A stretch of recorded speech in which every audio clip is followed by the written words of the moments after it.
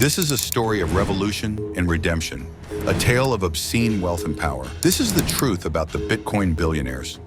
By now, the origins of Facebook are pretty well documented. Mark Zuckerberg meets with Tyler and Cameron Winklevoss about being the developer for their new social network idea. Mark agrees to help them build their websites, but ends up stringing them along for months whilst he secretly starts working on his own social network. When the twins realize what's happened, they sue Zuckerberg for stealing their idea. Years later, the hugely successful Hollywood movie about Facebook's origin would be set around this legal battle. But have you ever wondered what happened next? Well, eventually the Winklevoss twins, or the Winklevi as they're often known, were offered $1 million settlement by Facebook.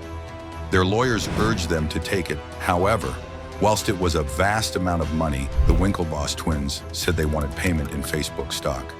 Instead, their lawyers couldn't believe it and tried to convince them to take the cash and run.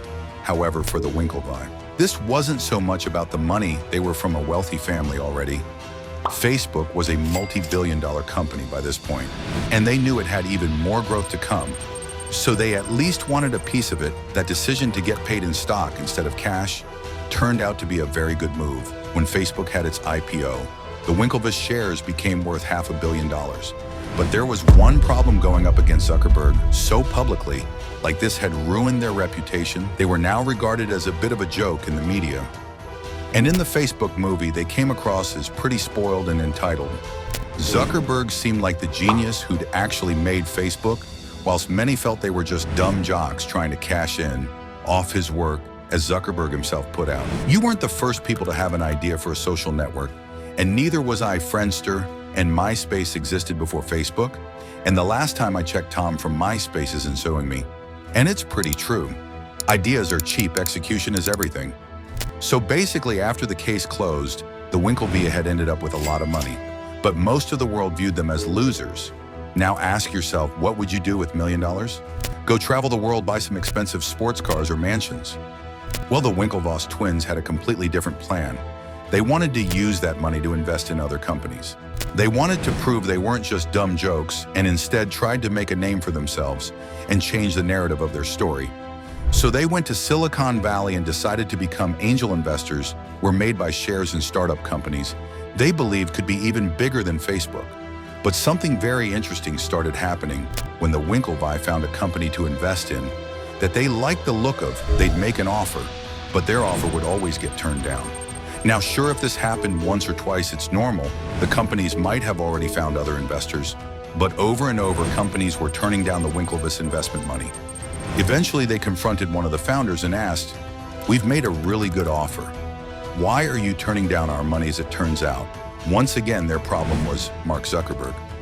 You see, back then in Silicon Valley, many founders viewed their endgame as selling their business to Facebook, or at least partnering with them in some way.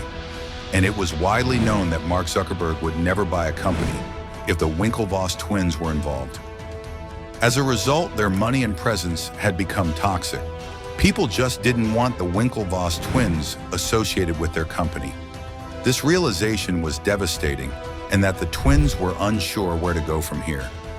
This was a new low, so to get away from it all, they went to Ibiza. One night in Ibiza, the Winklevoss twins were a club trying to distract themselves, but they couldn't enjoy it. They were too busy thinking about what their next move would be. They knew they wanted to do something meaningful. They wanted to prove themselves, but how they clearly weren't having fun in the club. So they got up to leave. It was a sunny day in Ibiza. The Winklevoss twins, towering at 6'5", were enjoying the lively atmosphere when a stranger approached them. His name was David Azar, and he had a story to tell that would change the twins' lives forever. As he pulled a dollar bill from his pocket with a smile, he said, "A revolution." David spoke of Bitcoin, a new digital currency that was shaking the foundations of the financial world. The twins were skeptical but intrigued.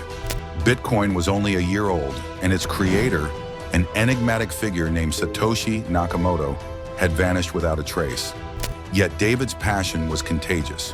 He described how Bitcoin was decentralized, without middlemen like banks, and how it could potentially upend the global financial system.